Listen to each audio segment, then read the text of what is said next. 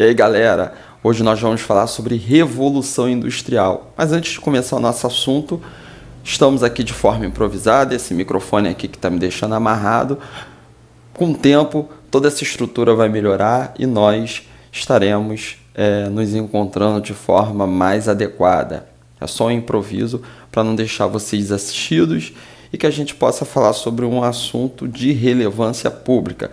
Então nós vamos falar sobre Revolução Industrial a partir de um exercício que eu passei para uma turma de 8º ano da Escola Estadual Francisco Lima, localizada em São Gonçalo, no Rio de Janeiro, estado do Rio de Janeiro, mas o vídeo vai estar disponível para que qualquer um tenha acesso, porque nós vamos tocar em assuntos de importância e assuntos de interesse geral.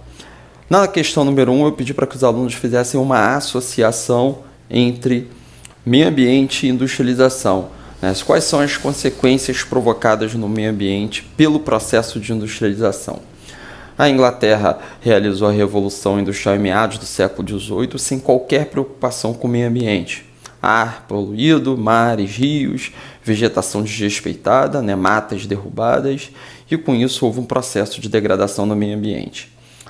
Havia um desenvolvimento econômico sem preocupação com o meio ambiente. Essa relação entre economia e meio ambiente é uma preocupação que existe até hoje. Hoje isso continua, o desrespeito com o meio ambiente, mas hoje atualmente já há uma preocupação maior com a questão ambiental, com o desenvolvimento sustentável, o desenvolvimento de economia alinhado à sustentabilidade para a preservação do meio ambiente, tá certo? Algumas empresas já estão preocupadas com isso, mas a gente ainda está bem longe do ideal. Porém, na Inglaterra do século XVIII não havia qualquer tipo de preocupação. Na número 2, eu pedi para que os alunos citassem os diferentes fatores que podem explicar o pioneirismo inglês, ou seja, por que a Inglaterra foi o primeiro país a realizar a Revolução Industrial. Isso porque a Inglaterra reuniu uma série de fatores que os outros países não reuniam. Esses fatores, podemos citar a disponibilidade de capital, que a Inglaterra acumulou ao longo de séculos de história, principalmente com o comércio de manufaturas. Não foi a única fórmula de acumulação de capital, mas foi uma das formas. E esse capital foi utilizado no investimento inglês para a Revolução Industrial. Podemos também citar a abundância de carvão e ferro que os ingleses tinham. O carvão, uma fonte de energia utilizada nas máquinas, muito poluente, porém era a fonte de energia utilizada nas máquinas para mover as máquinas, o vapor do carvão. E também o ferro, utilizado na construção de máquinas, na construção de ferrovias. Então essa grande quantidade desses dois recursos naturais contribuiu para que a Inglaterra fosse o primeiro país a realizar a Revolução Industrial.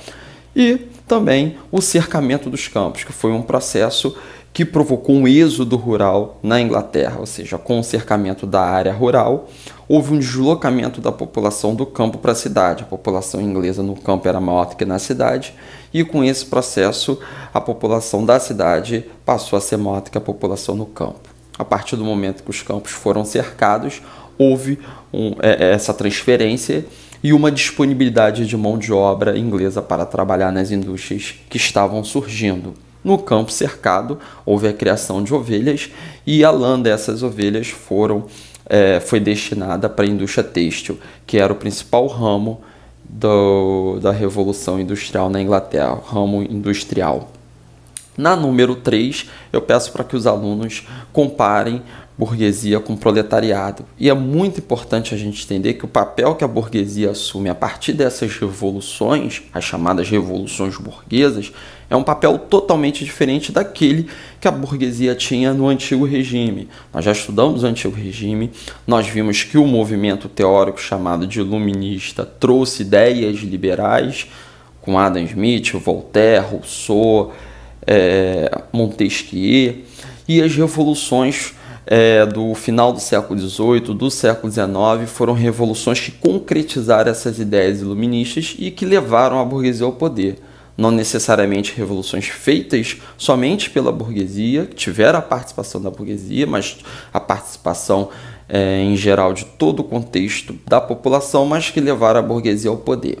Na Inglaterra não foi diferente. Então, na Inglaterra, a burguesia assume um papel de comando, de dona das indústrias, de dona das máquinas, dos meios de produção. E o proletariado é a força produtiva, é a mão de obra, aquele que na maioria das vezes trabalhava muito e recebia pouco, tá? Essa divisão social já mostra esse processo aí de consolidação do capitalismo na Inglaterra e aos poucos pelo mundo inteiro, certo? A gente está falando hoje especificamente do caso da Inglaterra. Na número 4, eu peço para os alunos citarem os diferentes problemas sociais enfrentados pela população inglesa nesse processo de industrialização. Começando com a habitação, precárias habitações. Esse êxodo rural fez com que as cidades recebessem muitas pessoas e elas não estavam preparadas e estruturadas para receber tanta gente. E aí que está. Muita gente morando numa mesma casa, dividindo o mesmo cômodo, sem higiene, sem condições de saneamento básico, condições básicas de saneamento, né? Além das condições precárias dentro do ambiente de trabalho, trabalho infantil, a mulher recebia menos que o homem, que também já recebia pouco, né? Os salários eram baixíssimos, não havia nenhuma legislação que estabelecia um piso, um mínimo. Então, os salários eram vergonhosos e para altas jornadas de trabalho, o que contribuía muito para acidente dentro do ambiente de trabalho. Essa é uma informação que a gente precisa também colocar, porque no final do expediente a produtividade do trabalhador já não era a mesma do início. Então, havia muito acidente, sobrava muito pouco tempo para descansar, para ter lazer, enfim, para várias situações que o ser humano também precisa fazer, não somente trabalhar. E na número 5, mais ou menos uma consequência disso, né? Se o trabalhador hoje ele tem condições, ele tem direitos trabalhistas, claro, esses direitos eles não são os mesmos no mundo inteiro, tem país que o trabalhador tem mais direitos, tem país que ele tem menos direito, mas nessa própria Inglaterra, que é o nosso foco hoje, o trabalhador inglês ele só teve direito devido à mobilização da classe trabalhadora. E esse é um exemplo que deve ser levado para o mundo inteiro. E aí os alunos deveriam citar diferentes formas de manifestações trabalhistas ao longo do tempo. A maior parte deles citou o ludismo, né, que é um movimento violento que consistia na destruição das máquinas, a forma de protesto através da distribuição das máquinas. Outros citaram o cartismo, que é uma forma de manifestação pacífica que teve seu ápice na Carta do Povo, que foi enviada ao parlamento inglês, também pedindo uma série de melhorias e também teve um papel decisivo na conquista dessas melhorias.